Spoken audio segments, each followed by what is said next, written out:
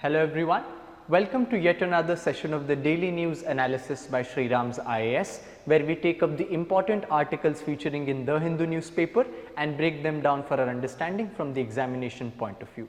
So let's start our today's discussion by taking up the important articles which are featuring in today's edition of the newspaper. Let's take up the first article for the day. The first article which appears in the newspaper reads, "Can civil servants express their views on law governance?" Now this is a very important and interesting topic to talk on, and why is this article featuring? So it has a certain context, we will get into all of that. Basically the question of the article is, as we can see, can the civil servants, right, express their views on law and governance, or basically the government's policies. Now why this question is asked and why this article is appearing, the context to that lies in the Bilkis Bano case. We know that in the past few days the Bilkis Bano case convicts were freed from jail by the Gujarat authorities, right. This had happened where under the 1992 remission policy,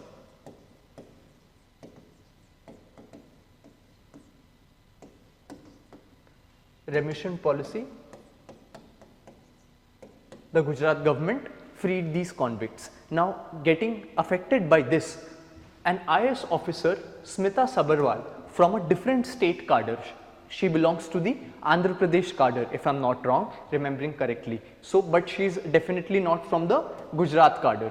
She commented on this decision, questioning or commenting on this decision, where obviously she was not okay with this decision and she expressed her disagreement with the decision.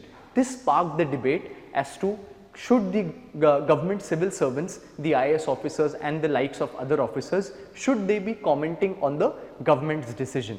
This arose the question whether she was in breach of the Central Civil Services Conduct Rules of 1964. So all these practices and conduct that the civil servants are supposed to have are enshrined in the Central Civil Service Conduct Rules of 1964, and therefore it revived the debate on the freedom of civil servants to express their personal views on matters of law and governance. So this became the context for us to now delve in this question. Now this particular article will try to analyze what are the viewpoints of the authors who have a say in this. So let's first take a look at who are the authors. First person who was interviewed for this question is Justice B.N. Sri Krishna. He is the same person who drafted the draft data protection bill, as we have seen in many sessions. So one person is Justice B.N. Sri Krishna, and the other person, she got cut out in the article, is a retired IAS officer. So we will try to take a look at this issue from the perspective of these stalwarts' opinions. So let's try to understand about this issue. Now this is a complex and important issue to deal with, because it is a very important aspect that we need to decide upon, and that is why this topic becomes important from the GS2 perspective, where we have civil services and their role in a democracy. So GS2 holds this importance, as well as GS2. This topic can also be asked in the GS4 part or in the ethics part, wherein we study about the ethical dilemmas of the civil servant or the role of civil servants while the governance process is going on. So therefore this topic holds importance in a certain angle with respect to the ethics paper as well. So with this, let's dive into the debate as to what do the authors of the article and the interviewees have to say about this topic, as to whether or not the civil servants have the right to express their disagreement or their views on government policies. So what are the arguments in favor of their expression which the authors say? So Justice B.N. Sri Krishna is very clear about this, that any person living in the country has the fundamental right of speech and expression under Article 19. So he feels that the citizens of this country have the fundamental right of free speech guaranteed to them under the Constitution, which is subject to reasonable restrictions in the interest of securing the state's sovereignty, international relations, health, morality, etc. So he makes it very clear and drives his opinion from the fundamental rights part, where he says that since every citizen has the fundamental right of speech and expression, even the civil servants have so, but like every right, they are subjected to certain reasonable restrictions which pertain to the grounds of sovereignty, international relations, health, morality. So these become the parts of restriction. So he says that she has the right to tweet, but when you undertake a government service, you subject yourself to certain disciplinary rules. So he does accept that while she has the right, fundamental right of speech and expression, but by virtue of her being a civil servant or a government servant, it is true that she will come under added restrictions, but he feels that these restrictions is a British era practice.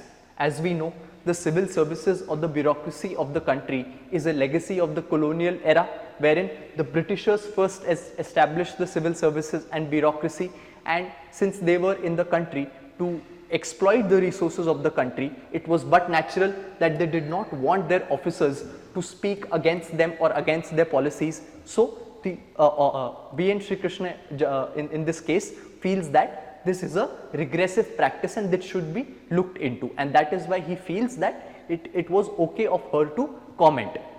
Then he gives certain evidence for his actions as well through the judgments of the High Court. So he takes up the judgment of Tripura High Court, Lipika Paul versus the state of Tripura. He takes the help of this judgment, wherein the judge talking about a similar issue said that as a government servant, the petitioner is not devoid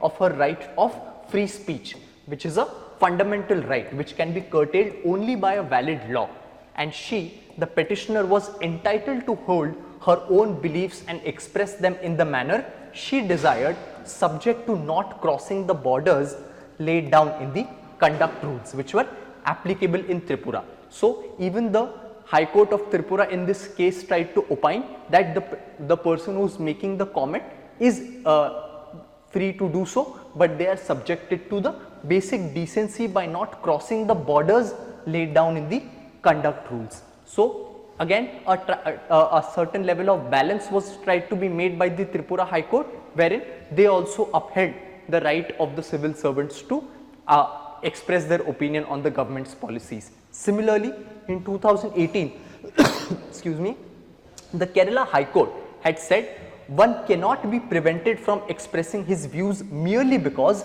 he is an employee. So in this case, the Kerala High Court took a view that just because someone is an employee of an organization does not mean that a civil servant is an employee, right, of the government. He is a bureaucrat. So in similar manner, the High Court said that just because someone is an employee of an organization, it does not mean that they do not have the right to voice their opinion. In a democratic society, every institution is governed by democratic norms, and therefore healthy criticism is a better way to govern a public institution. So the High Court highlighted the importance of healthy criticism and said that not merely keeping silence on all the decisions that the government takes is not a better stance, but a better position is that a healthy criticism should be encouraged, and this is a better way to run a public institution. So the High Courts also made their opinions clear, and this is what the authors cited. Then the other retired officer had the view that even she agreed that in this particular case her action was justified because she tweeted as a fellow woman who was anguished and she was angered by the decision, and that is why she felt personal attachment to that decision, and that is why she commented. And the author feels that yes, it can be made a case where the civil servants should not be voicing their opinions out in the public with respect to the government's policies, because they themselves are a part of the government. But if there is some decision happening which is subverting justice, which is subverting rule of law, for the protection of which exactly the civil servants are there for. So it is the dharma of the civil servant to uphold constitutional principles in letter and in spirit. So it is the principal job of the civil servant to do so. And if he or she feels that these exact principles are not being adhered to, then in that case, should the civil servant not be able to express his or her views? So even the author in this case tries to justify that in this particular case, where she felt that certain important and fundamental principles of justice, of rule of law were being subverted, her tweet was, or her expressing her opinion was justified. This is what she takes a view, both authors take the view of, which are arguments in favor of her expression. Now, can there be any arguments against this, her actions, or against civil servants voicing their opinions? So there are certain arguments against these actions as well. First and foremost is that the rules of the central services conduct rules are very clear on this. So the rule 9 of these rules say that no government servant shall make any statement of fact or opinion which has the effect of any adverse criticism of any current or recent policy or action of the central government or a state government. So the rule 9, at least in its words, is very clear that no civil servant is supposed to give any opinion of adverse criticism on any current or recent policy or action.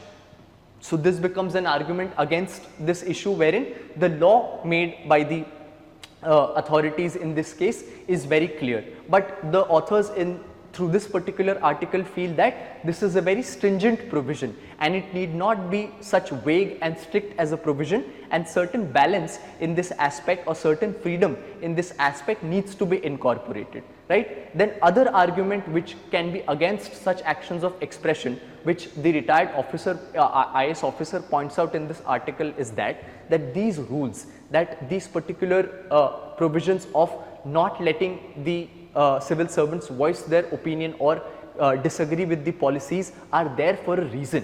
They are imposed because there has to be some discipline in an organization for that organization to function, and there is a process of decision making, right. So in order to preserve this process of decision making and the sanctity of the functioning of the institution, these rules are made in this manner, and right from below the matter is examined, the pros and cons are taken up, and the bureaucracy is given an opportunity to examine all the aspects, write their notes of objection or support, and finally it reaches the political executive. So it says through this point, the author tries to say that there is a long mechanism, there is a step-by-step process through which an action takes place, and therefore if any officer or a public servant feels like commenting on the issue, they can do that in this particular hierarchy or in this particular process which is there for them. So this is what can be an argument against this issue, wherein which says that the civil servants should not come out in public and criticize the policies of the government, right. So therefore when a policy is decided, it has to be obeyed and complied with by the bureaucracy. This is the argument which is made against such kind of actions. So these are the arguments which are for civil servants voicing their opinions, and there are certain arguments which are there which stand against these actions as well. And we can say that both have their own pros and cons, both have their own reasons for why they feel like that. But what can be the way ahead with this? What can be the conclusion that can be made? So based on what the authors say in the article, they do feel that in this particular case of the IAS officer commenting on the case convicts being freed is a justified action, and she is exercising her fundamental right of free speech and expression, and it does not amount to subverting the process of governance because A, she did not belong to the same state cadre. That is why whatever process of registering the views was available for the public servants was not available to her, and that is why in order to comment on the issue, she did not have any official way of complaining. That is why the authors feel that at least in this particular case, the civil servant was justified in her action, and as a conclusion, action should be judged on case to case basis as they did on this one, and when there is no medium for internal grievance redressal, which was the case in this particular case. And lastly, the authors say that the Supreme Court should review the conduct rules, of which we saw that there is a certain amount of vagueness and stringency to it, and it should upgrade them to the tune of modern day democratic practices and balance them, so that a certain amount of freedom of healthy criticism is also existing. At the same time, the provisions are there to make sure that the smooth functioning of the organization also is going on. So this was our discussion with respect to this important debate, which stays important and therefore can get reflected in one of the questions in the examinations as well. So with this, let's move on to our next article for the day. The next article which appears in the newspaper reads, Vostok 2022 begins in Russia with India and China participating. So this is an important article featuring with respect to what is Vostok. So it is a military exercise that is being carried out, and why this military exercise becomes significant is because Russia, India and China are participating in it. So the geopolitical scenario makes it more significant because we know that India and China are facing land border issues. Then India is building close partnership with USA, and at the same time it is participating in a military exercise with Russia. So it is balancing its interest in this geopolitical world order, and that is why this news becomes important, and that is why this military exercise becomes important. So let's talk about Vostok 22. What is this? So this is a military exercise in which an Indian army contingent comprising troops from the 7-8 Gorkha Rifles is participating in this multilateral strategic and command exercise known as Vostok 22. Now this military exercise is a big military exercise which is seeing participation from a lot of countries, and therefore it also includes participation by the Chinese PLA or the People's Liberation Army.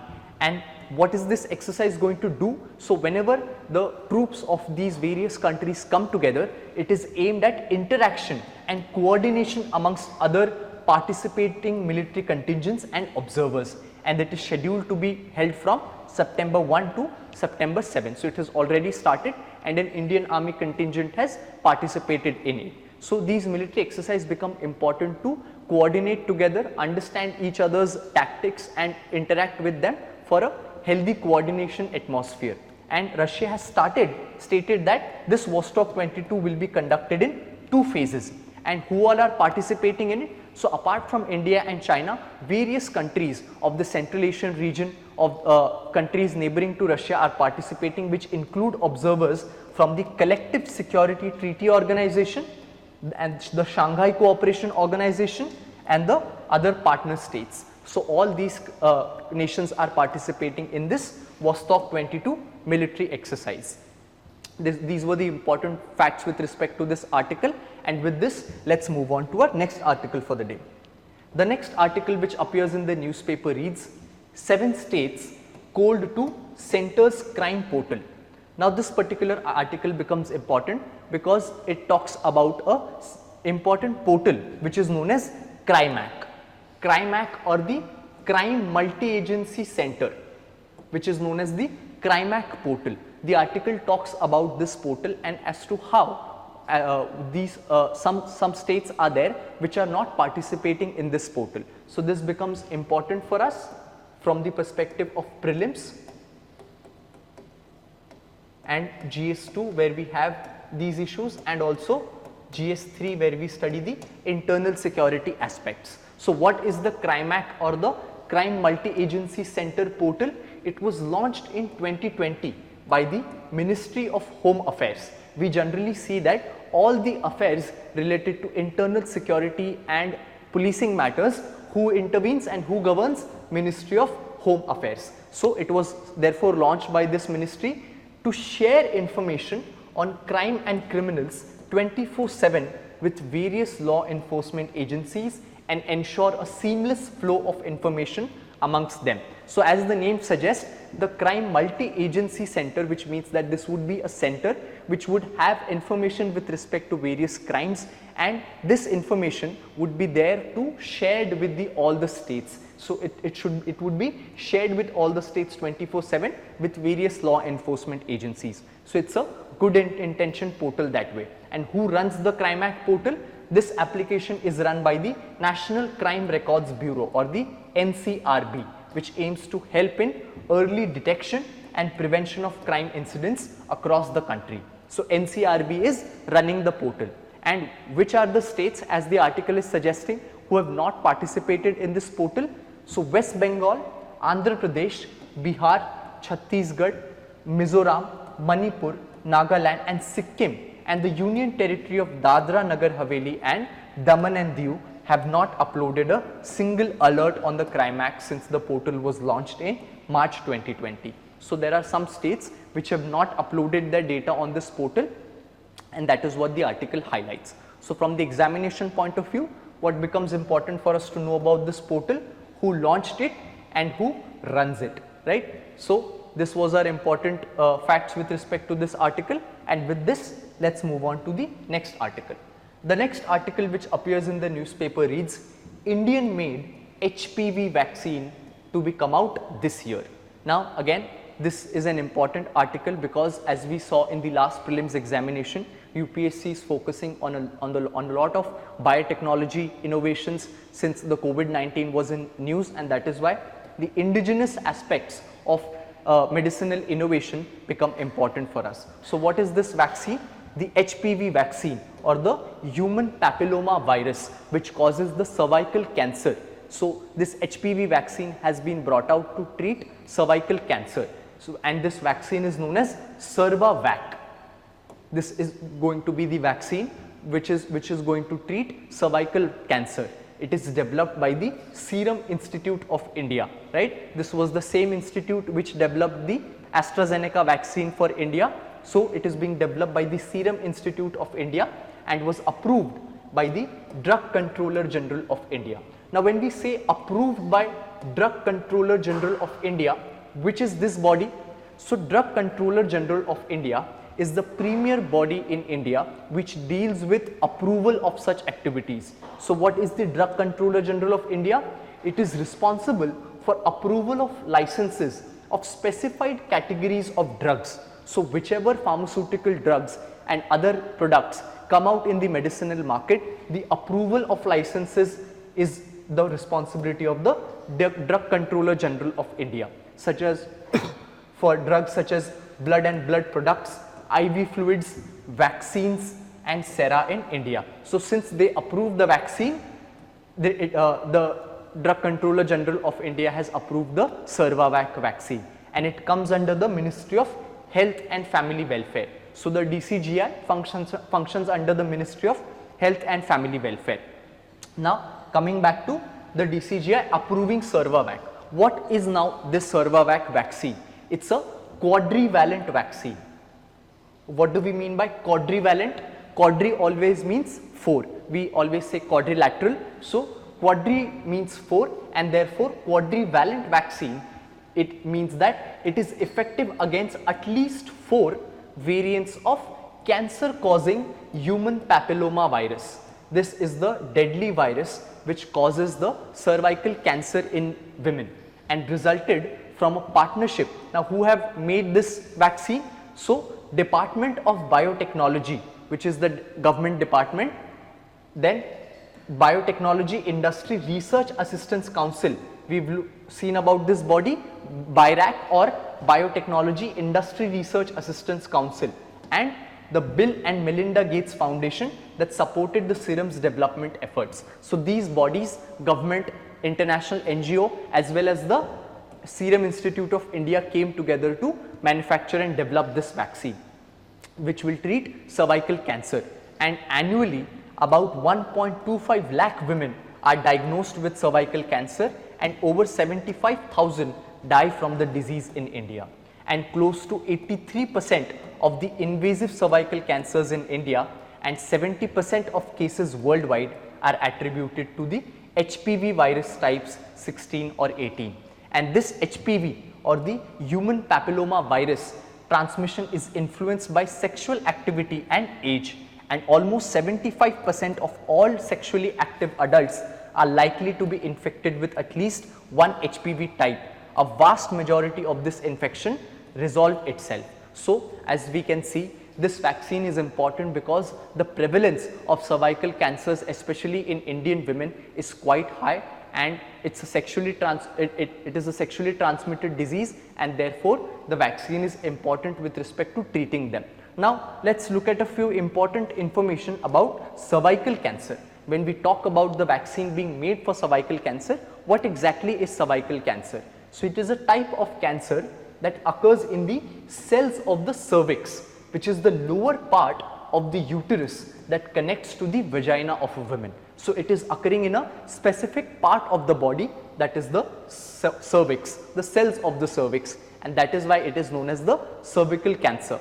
Various strains of the human papilloma virus play a role in causing cervical cancer, and therefore when exposed to this HPV, the body's immune system typically prevents the virus from doing harm, and in a small percentage of people, however, the virus survives for years, contributing to the process that causes some cervical cells to become cancer cells. So usually the immune system of the body is able to fight this virus, but in certain cases the virus survives and leads to causing of cancer, and therefore the HPV vaccine protects against two of the cancer causing strains, which are HPV 16 and 18, and now the quadrivalent Cervavax would be able to give protection from at least 4 strains. So these were the important points with respect to the HPV vaccine, which is indigenously developed, and cervical cancer.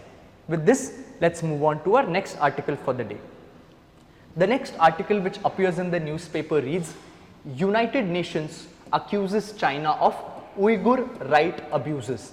Now, the Uighur Muslims or the Uighur ethnic people of China have been in news quite a lot, and it was always said that Chinese have taken or committed a lot of crimes against humanity and other horrific crimes on these people which reside in China. So what is the news right now? A United Nations body went to investigate these actions, and it found out, according to UN, that this body, that Chinese authorities have actually committed such horrific crimes in this region. So in this aspect, we'll from the examination point of view, we'll take a look at who exactly are these people, which region do they belong to, so that the question pertaining to these aspects, if they come, we should be able to know them. So who are the people being talked about? So what is the news? First of all, the Geneva based UNHRC, or what we call Human Rights Council, has accused China of a serious human rights violation that may amount to crimes against humanity. We've seen crimes against humanity, which means that various kinds of torture, sexual crimes, all of these crimes come under crimes against humanity, in a report examining the crackdown of Uyghurs and other ethnic groups. So these human rights groups have accused China of sweeping 1 million or more people from the minority groups into detention camps, where many have said that they were tortured, sexually assaulted, and forced to abandon their language and religions. So who are these people? They are about 12 million Uyghurs, mostly Muslim, living in the Xinjiang. This is the Xinjiang province, which is officially known as the Xinjiang Uighur Autonomous Region. Which is this region? In the map of China, the northwest part of China is the Xinjiang province, and this is the place where Uyghur Muslims or other ethnic communities primarily live. And these Uyghurs speak their own language, which is similar to Turkish, and see themselves as the culturally and ethnically close to Central Asian nations. They are close to that, right? Northwestern part of China is actually close to the Central Asian parts. They make up less than half of the Xinjiang population. And recent decades have seen a mass migration of the Han Chinese, or the Chinese ethnic majority, into Xinjiang, allegedly orchestrated by the state to dilute the minority population there. And due to this, the crimes on these Uyghur people have increased, and this is what the UNHRC report has identified, that these reports are true and such crimes were indeed committed. So China has also been accused of targeting Muslim religious figures and banning religious practices in the region, as well as destroying mosques and tombs. Now this is the point which is being given by the UN and its report, and the allegations that are leveled against China. But China counters this allegation, saying that all of this is obviously false information and there is much more truth and facts to this issue, and it has rebutted in a 122-page rebuttal, giving its reasons and facts as to why it thinks that such things are happening, and it is completely sort of not accepting any crimes or allegations of any crimes that are being said to be done in this region. So, this was the information with respect to this article, and we finish today's discussion, and we will meet again tomorrow with the discussion of important articles from the newspaper. Thank you.